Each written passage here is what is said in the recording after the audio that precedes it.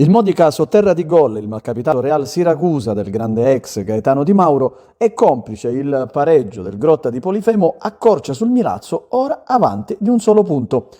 Senza lo squalificato Maimone, Ferrara consegna le chiavi del centrocampo a Francofonte lanciando davanti il tridente Vitelli, Arken, Idoiaga.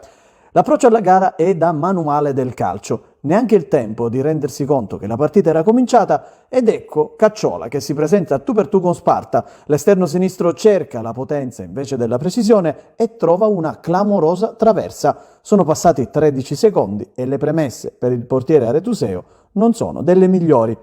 Minuto 3, ancora dal centro, il Modica trova un tappeto rosso stirato al passaggio di Jan Arken lanciato da Francofonte. Il francese si dimostra freddo e preciso, battendo l'incolpevole Sparta.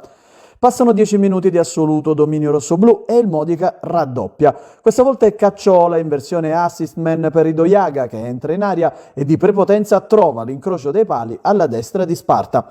Il Modica è come un Frecciarossa lanciato sul rettilineo. Al minuto 16, cross di Cacciola, sponda di Idoiaga e Vitelli si vede negare il gol da una deviazione miracolosa di Ulma.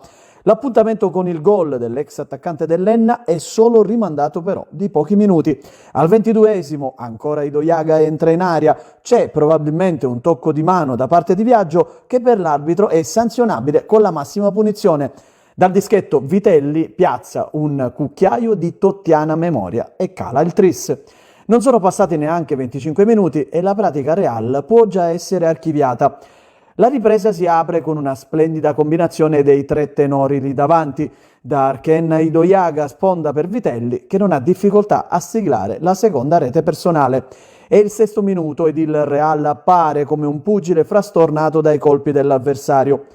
Al nono però è l'orefice che dà un senso alla sua prestazione e su punizione colpisce un clamoroso palo a ponte battuto.